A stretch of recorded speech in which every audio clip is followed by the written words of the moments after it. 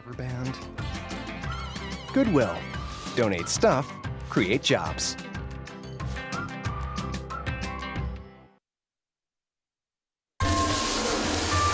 Yami, Burlington's newest Japanese steakhouse, a local gathering for any occasion, specializing in sushi and hibachi-style cooking.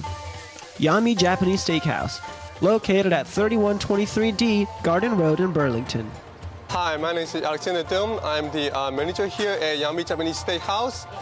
We are proud to support the Elon Local News.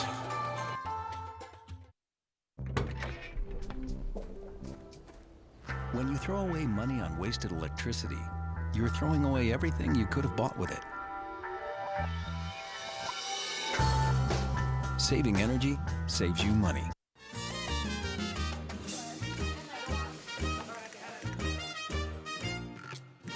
Hi, I'm Salvador Ruiz, owner of the Cancun Mexican restaurant in Burlington. We are proud to support Elon Local News.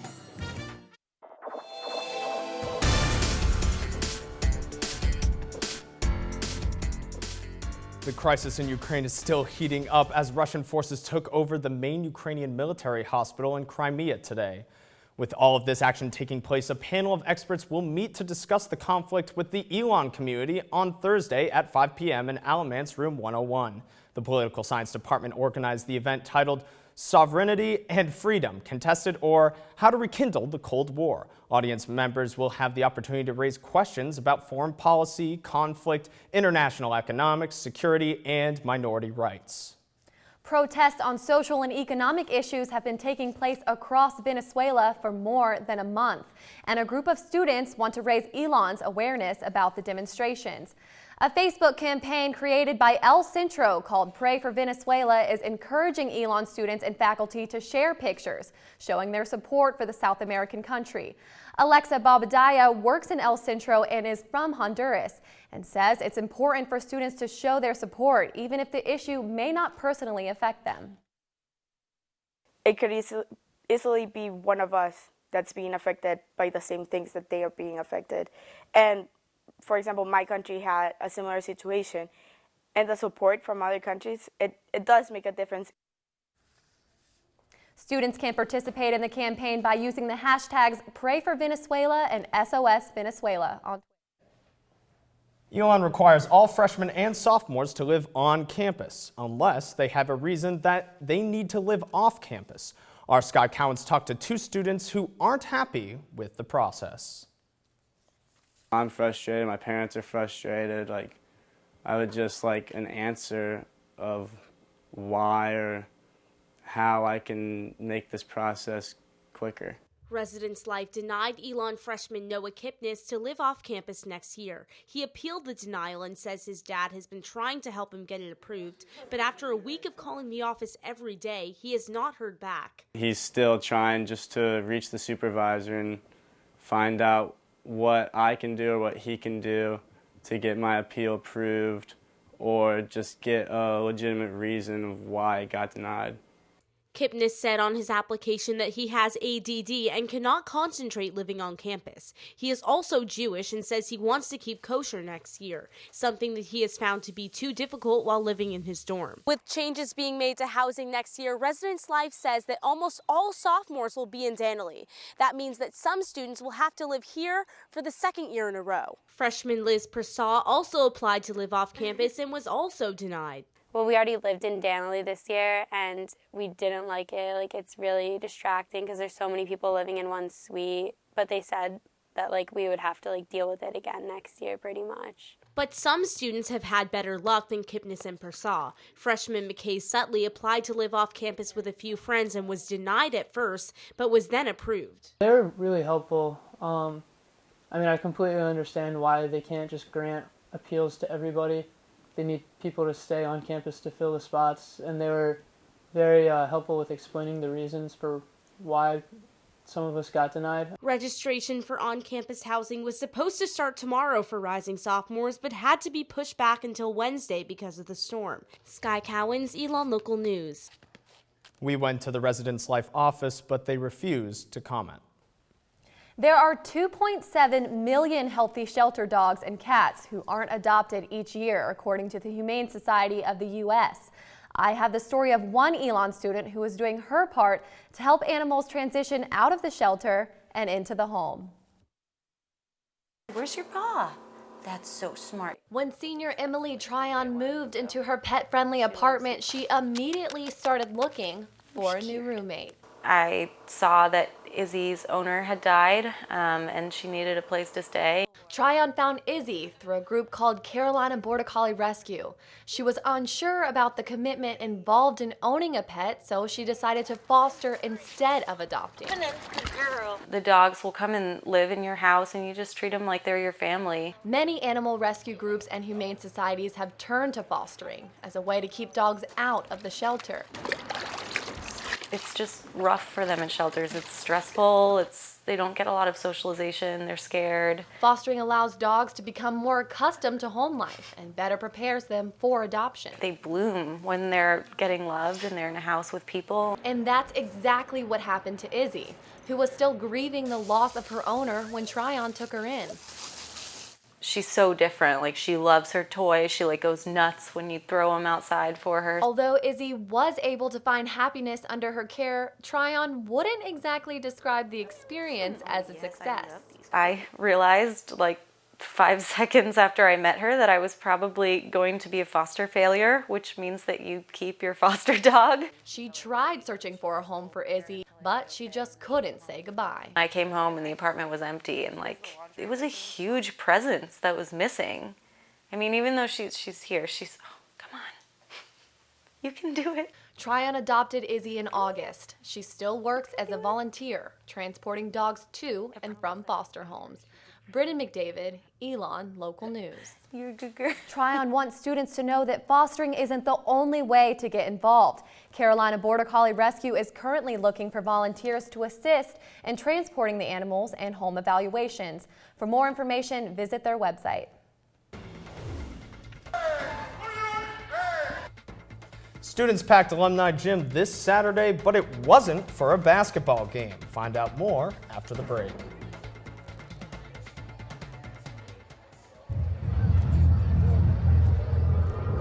Looking for these? You drive buzzed. It could be one very expensive ride. First, you gotta make bail. Then pay me to get your car back. Your insurance premiums will go through the roof. And my legal fees just keep adding up. All told, it could end up costing you $10,000. Buzzed, busted, and broke. Because buzz driving is drunk driving. I've got a job to do today. I've got a job to do today.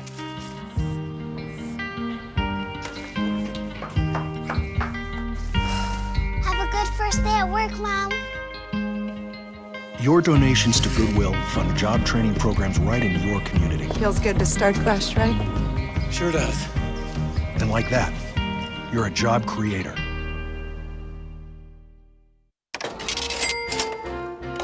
Welcome back to Elon Local News. Spring break is coming up, and while you might be focused on your beach body, it also helps to focus on your beach budget. Our Jason Puckett is here with this week's College Consumer.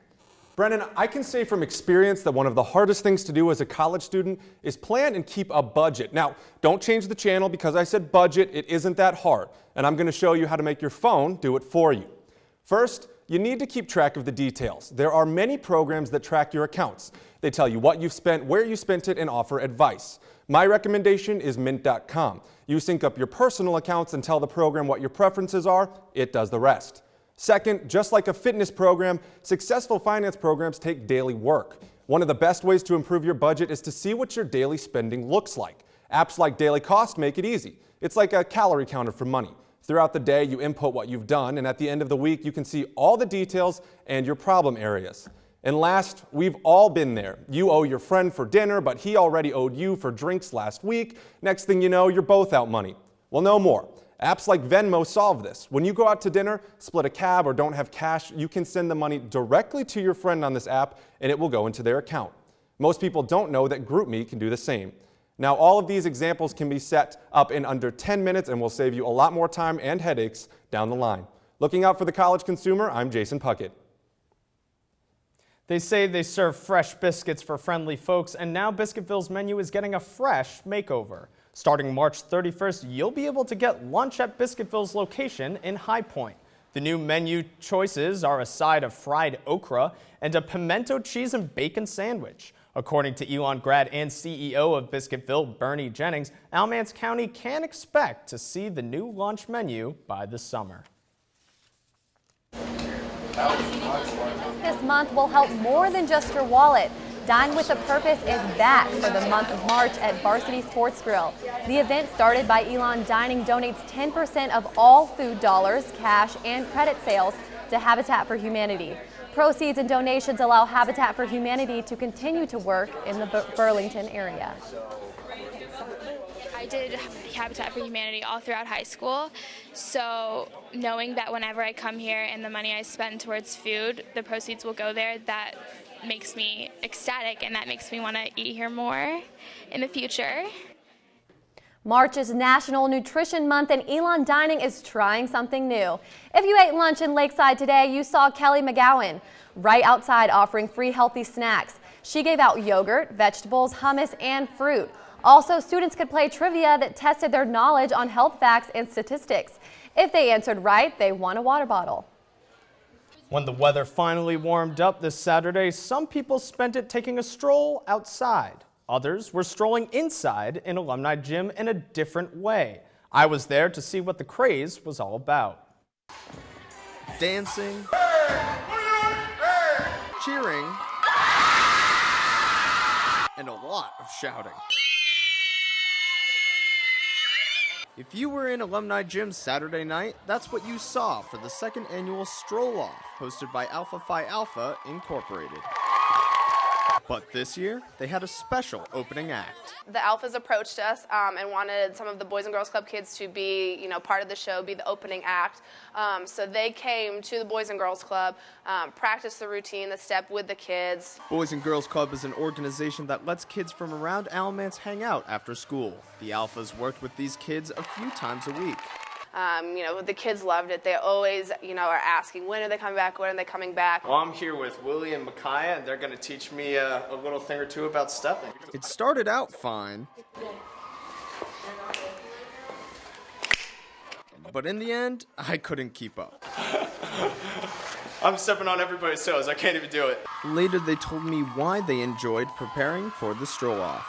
It feels fun because, they're funny at the same time, but they want us to learn it. To watch the older people do it and learn more from them.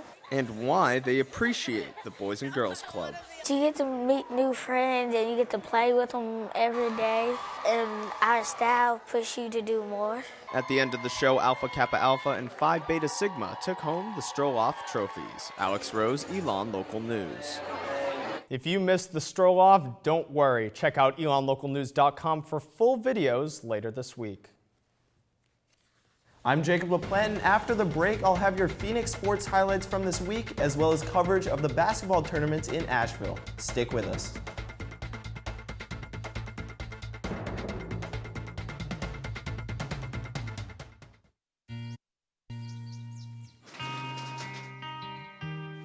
I've got a job to do today. I've got a job to do today.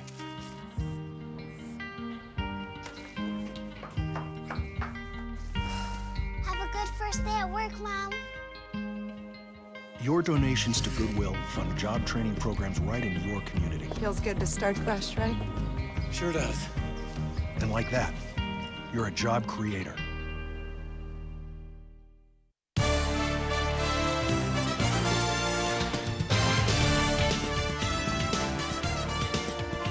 This weekend, the men's and women's basketball teams traveled to Asheville for the 2014 Southern Conference Tournament. The men came into the competition as the number 4 seed and took on 5th-seeded Western Carolina in Saturday's quarterfinal. After a strong first half, the Phoenix blew a 12-point lead in the second half and ended up falling to the Catamounts 66-64.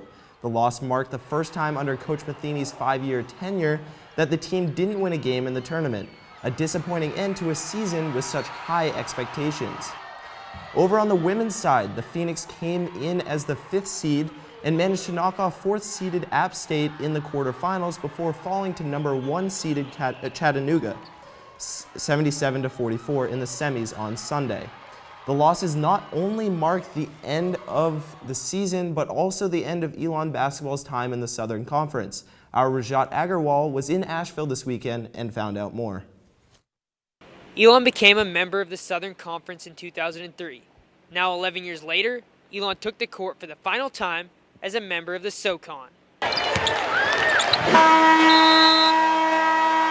With that sound, the Elon basketball program said goodbye. Both the men's and women's basketball teams entered the 2014 Southern Conference Tournament, knowing it would be their last. For women's head coach Charlotte Smith, the years in the SoCon were a treat. I just loved it, because it was like you had to be mentally sharp and mentally focused. Every night you had to be prepared to fight. Perhaps the biggest supporter of Elon basketball through the years has been longtime Elon legend Dr. Earl Danley, who gave the SoCon one final famous towel wave. I've been in the various conferences over the years at Elon. I think that the Southern Conference has been one of the best affiliations we have had. The Southern Conference Tournament has now been hosted in Asheville for the past 3 seasons, and Elon has embraced it. Asheville is a great place to have the tournament. I've enjoyed being here. I'm surprised and pleased with the great number of Elon fans who come to Asheville for the tournament.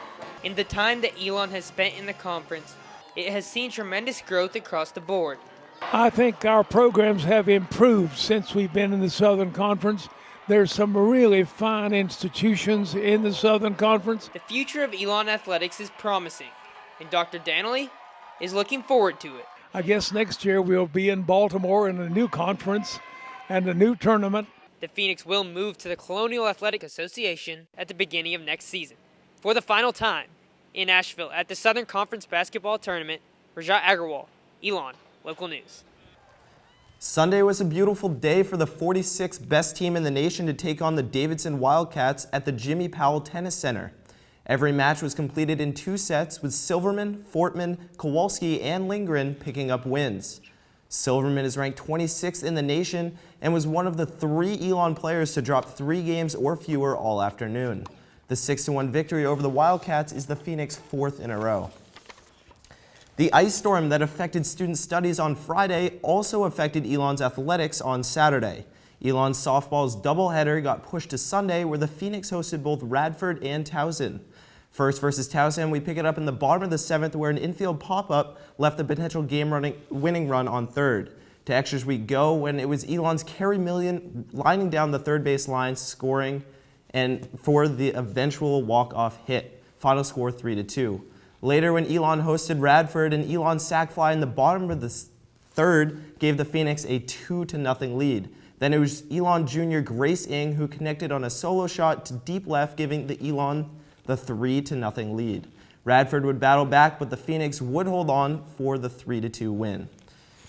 So basically, for the rest of the week in sports at Elon, we have tennis on Tuesday and Wednesday. We have the women on Tuesday and the men on Wednesday. And then this Friday through Sunday, the baseball team will play against Georgia Southern, a 3-game series against the #1 seed in the Southern Conference. It should be a great game, and everyone should definitely go out and check it out. And those are 2 teams that are coming off of a Southern Conference win last year, so I'm looking forward to watching them play. I mean, yeah. Definitely. I mean, we're not too far behind them in the rankings. I'm pretty sure Elon's sitting at 3rd or 4th right now. Elon is 4th, and Georgia Southern is #1 in the Southern Conference. So like I said, a huge series for the Elon Phoenix, and hopefully a good set of games going into the weekend. Well, I'm sure we're all missing our alumni, Steve Roth, who's always there at those games, like one of the most dedicated baseball fans I have ever seen. We need to give them our support this weekend. Yeah. And you gotta love spring sports because they get you outside, and it's great. Exactly. Well, finally, the weather's turned around, so it's about time. And now that basketball's done with, we can focus solely on the spring sports. We got baseball, softball, lacrosse, and tennis, and should be a great spring going into the Southern Conference tournaments later in the spring. All right. Well, that's exciting, and that's all the time we have for this Elon Local News. Be sure to check our website at elonlocalnews.com for the news that matters to you. And you can also like us on Facebook and follow us on Twitter. Also, be sure to tune in tomorrow morning for our morning show at 9:50. From all of us here at Elon Local News, have a great week, Elon.